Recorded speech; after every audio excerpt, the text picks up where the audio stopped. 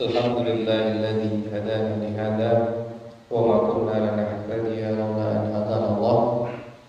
Asyhadu an la ilaha illallah wahdahu la syarika lah wa asyhadu anna Muhammadan abduhu wa rasuluhu la nabiyya ba'da.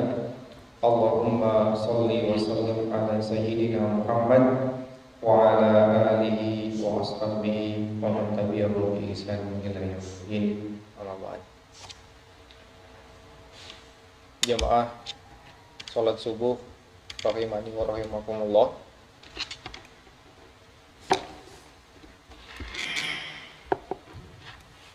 Jamaah salat subuh rahimani wa rahimakumullah. Bapak Ibu yang kami hormati, anak-anakku, santri yang muda yang kami banggakan. Pertama-tama marilah kita senantiasa memanjatkan puja dan puji syukur kita kepada Allah Subhanahu wa taala atas segala limpahan nikmat dan karunia-Nya, sehingga kita diberikan kesempatan, diberikan kekuatan, diberikan kesehatan dapat menjalankan perintah-perintahnya khususnya di bulan Ramadan yang suci ini dengan melaksanakan ibadah sholat berjamaah, kemudian melanjutkan dengan melaksanakan ibadah puasa di bulan Ramadan yang suci ini. Salawat serta salam marilah kita aturkan kepada junjungan Nabi kita Muhammad sallallahu alaihi wasallam beserta para sahabatnya, para pengikutnya hingga yaumul akhir nanti. Semoga kita nanti mendapatkan syafaatnya di hari akhir. Pada kesempatan yang berbahagia ini, mungkin di sini saya ingin menyampaikan tema mengenai Ramadan, bulan peningkatan ilmu. Dalam bulan Ramadan yang mulia dan penuh berkah ini, kita mendapati berbagai macam atau banyak sekali majelis-majelis ilmu yang digelar di mana-mana. Maka sepantasnya kita berbahagia karena mendapati semangat kaum muslimin yang masih terjaga dalam mencari ilmu dan mengamalkannya. Karena sungguh majelis ilmu digambarkan oleh baginda Rasulullah SAW dalam hadisnya sebagai taman-taman surga, di mana beliau juga berpesan kepada kita agar senantiasa mendatangi atau mengunjunginya. Bagaimana Rasulullah SAW bersabda, "Idza martum biriyadil jannah farta'u." Apabila kamu itu melewati taman-taman surga, maka singgahilah. Jadi puas-puaslah di situ. Atau mau minum sepuasnya di taman surga. Intinya singgahlah di situ dengan nyaman. Qalu ya Rasulullah. Kemudian sahabat bertanya, "Wahai Rasulullah, wa ma riyadul jannah?" Dan apa yang dimaksud dengan taman surga itu? Qala, Rasulullah menjawab, majalisul ilmi, yaitu majelis-majelis ilmu. Sungguh dalam ilmu terdapat keutamaan yang sangat istimewa, khususnya dalam ajaran agama kita, agama Islam. Baik bagi mereka yang berilmu ataupun sedang mencari ilmu, dan yang tentu mereka yang mengamalkan ilmunya kepada orang lain. Dan banyak sekali dalil ataupun riwayat yang menguatkan kemuliaan seseorang karena ilmunya. Maka oleh karena itu, untuk pagi hari ini mari kita kaji satu persatu mengapa ilmu membuat seseorang menjadi mulia, baik di dunia terlebih lagi di akhirat nantinya. Dan semoga dengan kita bahas hari ini mengenai ilmu, kita lebih termotivasi semangat dalam mencari ilmu, mendapatkan ilmu, sampai mengamalkan ilmu tersebut. Yang pertama, bahwa seseorang yang berilmu, dia akan mendapat berbagai kemuliaan. Salah satunya yang mungkin kita semuanya tahu, bahkan dalilnya pun tahu dalam Al-Quran surat Al-Mujadalah, bahwa akan ditingkatkan derajatnya. Allah berfirman, yarfa'illahu alladziina aamanu minkum walladziina utul ilma darajat. Allah akan meninggikan, Allah akan menaikkan orang-orang yang beriman di antara kalian dan orang-orang yang diberi ilmu pengetahuan beberapa derajat. Insya Allah semuanya tahu, bahkan anak-anakku insya Allah hafal dalilnya. Betul? Insya Allah, alhamdulillah. Dan dari sini Ibnu Abbas radhiyallahu anhu menafsirkan ayat tersebut dengan mengatakan bahwa tingkatan para ulama dibanding orang mukmin biasa, ini ada bedanya. Tingkatan para ulama berarti orang alim yang mempunyai ilmu, gitu ya, orang yang beribadah kemudian didasari dengan ilmu, dengan orang mukmin biasa adalah tingkatannya jauh lebih tinggi. Para ulama, orang alim sebanyak 700 derajat, di mana satu derajat dengan derajat seterusnya, di antara satu derajat dengan derajat yang lainnya adalah sama dengan jarak 500 tahun perjalanan. Ini menurut Ibnu Abbas menafsirkan ayat tersebut. Nah, kalau kita bayangkan luar biasa ganjaran atau derajat yang Allah janjikan.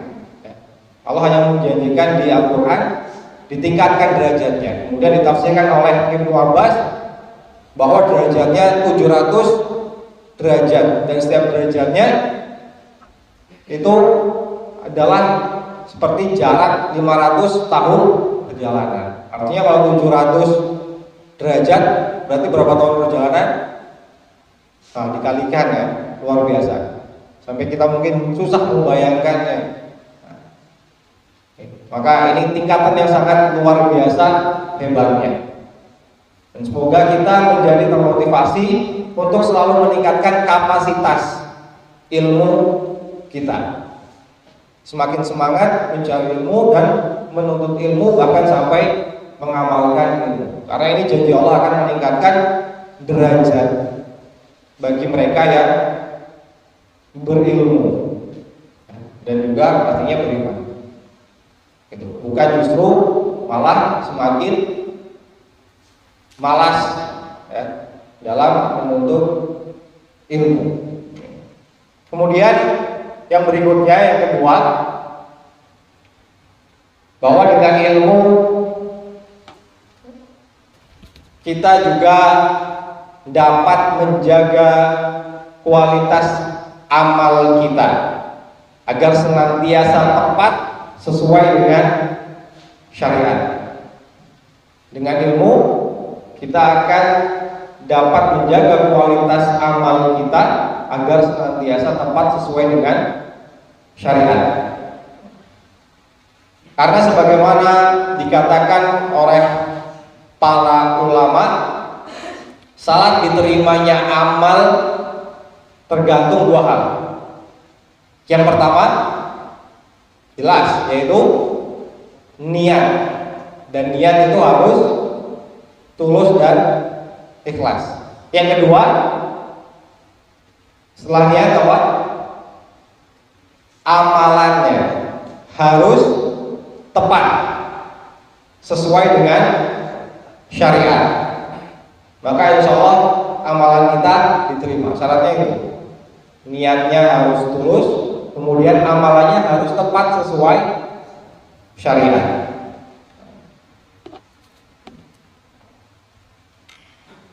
Kemudian inilah yang menjadi rahasia ya. Rasulullah SAW, mengapa beliau jauh membandingkan antara orang yang berilmu dengan ahli ibadah tanpa ilmu atau ahli ibadah yang jahil. Sampai beliau bersabda, Inna fadlal alim alal abid kafadlil qamari lailatal badri ala sairil kawakib. Yaitu sungguh perbedaan keutamaan orang yang berilmu dengan orang yang rajin ibadah, orang yang gemar beribadah, itu bagaikan keutamaan bulan purnama dari bintang-bintang yang ada di langit. Itu keutamaan orang yang berilmu dibanding orang yang rajin beribadah. Maka dari hadis tersebut muncullah pertanyaan seperti ini. Mengapa al-alim, orang yang berilmu, memiliki keutamaan yang lebih mulia dibanding mereka yang rajin ibadah? Kan gitu pertanyaannya dari hadis tersebut ya. Kenapa al-alim, orang yang berilmu, itu lebih mulia dibanding orang yang justru rajin beribadah? Jawabannya sederhana ya. Berarti ada dua orang tadi. Yang pertama kita contohkan al-alim, orang yang berilmu. Contohnya orang yang berilmu ini hanya melaksanakan 2 rakaat sholat sunnah, 2 rakaat sholat sunnah. Tetapi beliau mendahului sholat itu dengan wudhu yang benar, kemudian dilanjutkan dengan sholat yang benar dan khusyuk tentunya, kemudian mengetahui syarat rukun dan segala hal yang dapat merusak ibadah sholat tersebut. Sedangkan yang satunya, orang yang ahli ibadah atau orang yang gemar sholat ya, sholat 8 rakaat bahkan 12 rakaat dan seterusnya dalam setiap malamnya, tetapi dia tidak memahami apa yang dia baca, tidak mengetahui syarat rukun dan segala halnya, kira-kira mana yang lebih mulia amalannya? Al-alim yang hanya mengerjakan 2 rakaat sholat sunnah, atau ahli ibadah yang mengerjakan 12 mungkin lebih sholatnya? Mana yang lebih mulia? Mana? Hah? Al-alim yang walaupun hanya mengerjakan 2 rakaat sholat ya. Karena dia tahu apa yang dikerjakan, karena dia dasari semua yang dia kerjakan dengan ilmu. Maka mari kita barengi, mari kita imbangi ibadah kita dengan ilmu. Jangan sampai kita hanya menjalankan ibadah secara ritualnya saja tanpa didasari dengan ilmu. Nah, ini yang nantinya kita justru malah menjadi rugi seperti yang disampaikan baginda Rasulullah dalam hadisnya. Kalau mau jauh lebih baik, rajin ibadah, begitu juga didasari dengan ilmu. Gitu. Kemudian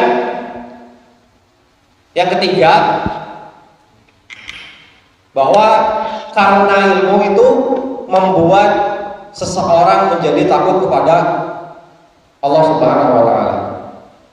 Sebagaimana Allah berfirman dalam Quran surat Fatir ayat 28, Innama yakhshallahu min ibadihil ulama.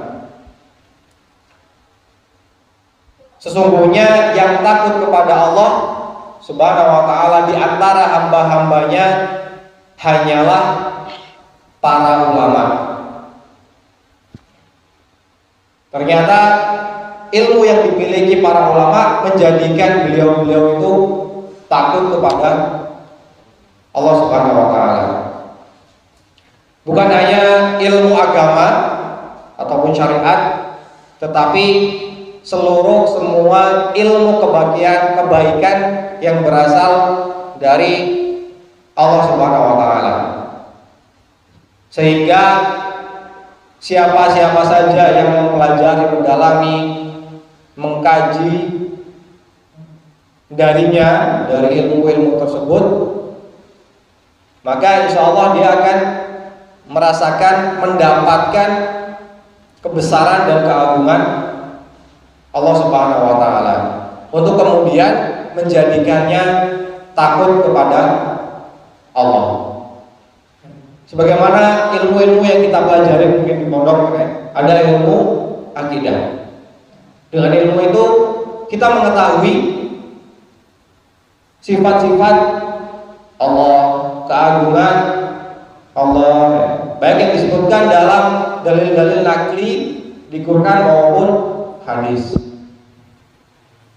Begitu juga ilmu-ilmu fikih yang membuat kita umat muslim itu terkesan dan merasa kebesaran Allah dalam menciptakan hukum syariat yang sangat sempurna dan komprehensif, gak ada tandingannya, apalagi dibanding dengan hukum yang diciptakan oleh manusia. Begitu juga ilmu-ilmu yang lainnya.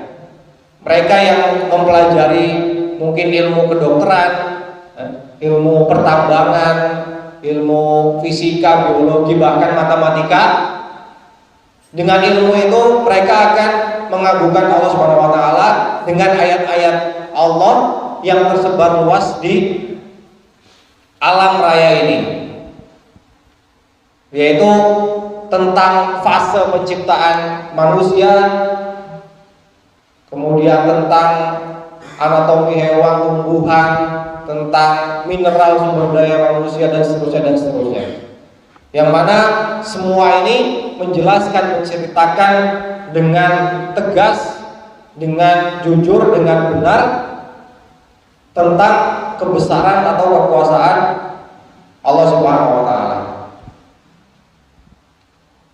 Maka pantaslah atau layaknya jika para ulama dan ilmuwan solih menjadi orang yang paling takut kepada Allah Subhanahu wa taala. Artinya semakin tinggi ilmu seseorang, semakin takut dia kepada Allah Subhanahu wa taala. Usikum wa iyyakum nafsi. Kemudian yang terakhir, yang keempat, yaitu dengan ilmu mendapatkan kebaikan dalam hidup. Sebagaimana dari Muawiyah radhiyallahu anhu, Rasulullah SAW bersabda, "Man yuridillahu bihi khairan yufaqihu fid din." Barang siapa yang Allah kehendaki kebaikan padanya, maka akan dipahamkan dalam urusan agama. Artinya dengan ilmu segala kebaikan, seluruh kebaikan itu akan mendatanginya. Ketika seseorang itu beribadah, maka dia akan beribadah dengan benar sesuai dengan syariat, dan dia juga beribadah dengan ikhlas, dengan khusyuk, karena dia merasa adalah dia orang yang paling takut kepada Allah Subhanahu wa taala.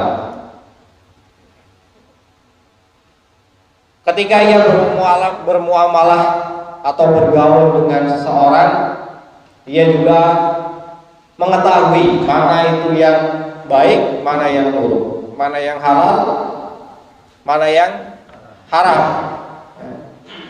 Dan dia juga pasti tahu mana-mana yang tidak layak untuk masuk dalam tubuhnya, baik untuk dirinya ataupun keluarganya.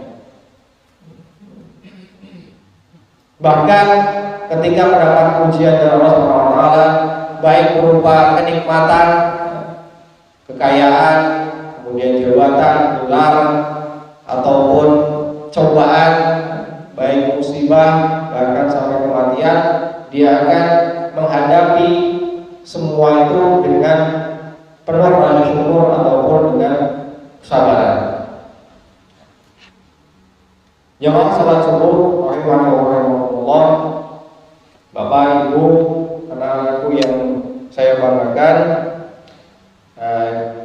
Dan poin yang terakhir yang cukup penting, bahwa ilmu ini ternyata juga bisa menjadikan bekal kita sampai nanti di hari akhir, yaitu dengan mengamalkan dan mengajarkan ilmu kepada orang lain. Artinya menjadikan ilmu itu bermanfaat. Karenanya Islam itu menjanjikan keutamaan yang lebih bagi mereka, bagi siapa saja yang gemar mengamalkan ilmunya. Dan bahkan sebaliknya, mengancam siapa-siapa saja yang justru malah menyembunyikan ilmunya. Artinya ilmu ini akan menjadikan pahala terus mengalir sampai hari akhir ketika kita mengamalkan ilmu tersebut.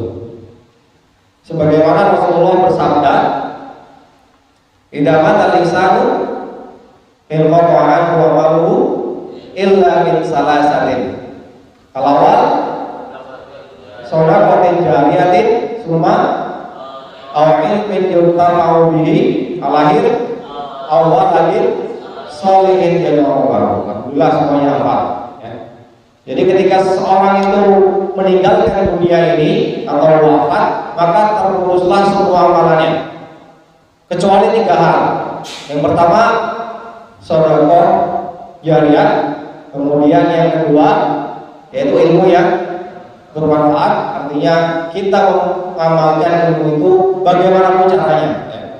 Mengamalkan ilmu itu harus dari kita mengajar, enggak. Kita memberi informasi pun, kalau itu kebenaran, insya itu menjadi ilmu juga. Kemudian yang terakhir adalah doa anaknya, doa anak soleh. Itu artinya semua ilmu itu berasal dari Allah yang baik, itu akan berlanjut hingga hari akhir. Tak terlepas nanti kita sudah wafat dan jasad kita sudah menyatu dengan tanah. Dan ilmu itu apapun ilmunya yang jelas bermanfaat, insya Allah itu menjadi bekal nanti di akhirat. Sebagaimana Rasulullah juga bersabda, yang artinya barang siapa yang mensunahkan atau memulai dalam Islam sunnah yang baik, maka bagi dia pahalanya dan pahala orang yang mengerjakan setelahnya tanpa mengurangi sedikit pun pahalanya. Artinya dari hadis ini, ketika kita mengamalkan apapun ilmu yang kemudian ilmu itu bermanfaat, kemudian dilanjutkan oleh setelah kita, maka kita akan mendapatkan pahala dari orang yang mengerjakan seterusnya sampai ilmu kita itu dikerjakan terus, ya. Dan pahala orang yang mengerjakan tidak berkurang, tapi kita juga dapat cipratan pahala dari mereka yang mengerjakan ilmu yang pernah kita amalkan. Jadi di sini ada 4 poin ya, mengenai Ramadan, bulan peningkatan ilmu. Yang pertama, Orang yang berilmu akan diangkat, ditingkatkan derajatnya. Kalau tadi disampaikan atau ditafsirkan oleh Ibnu Abbas, derajatnya sampai 700 derajat dan kelipatannya tadi ya. Kemudian yang kedua, dengan ilmu kita dapat menjaga amal ibadah kita dengan tepat sesuai dengan syariat. Kemudian yang ketiga, ilmu itu membuat kita semakin takut kepada Allah. Dan yang terakhir, bahwa ilmu itu apa? Mendapat kebaikan hidup. Mungkin itu saja yang bisa kami sampaikan. Terakhir, semoga Allah memudahkan niat kita untuk mencari ilmu khususnya di bulan Ramadan ini. Dan semoga Allah juga kuatkan kita dalam mengamalkan dan mengajarkan ilmu-ilmu yang kita miliki. Mungkin itu saja. Mohon maaf apabila banyak kesalahan. Wabillahi taufiq wal hidayah. Assalamualaikum warahmatullahi wabarakatuh.